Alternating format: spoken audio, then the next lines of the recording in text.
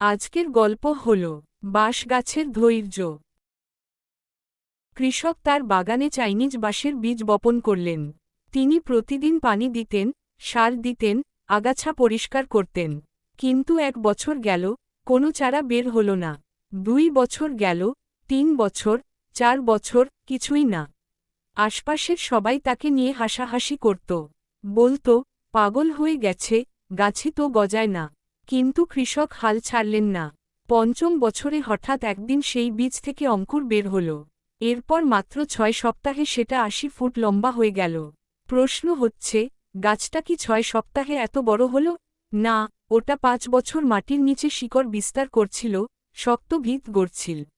শিক্ষা: তোমার পরিশ্রম হয়তো এখন ফল দিচ্ছে না, কিন্তু সেটা মানে এই নয় যে তুমি ব্যর্থ। তুমি হয়তো ভিত গড়ছ, যেটা একদিন সবাইকে অবাক করবে। ধৈর্য ধরো, লেগে থাকো।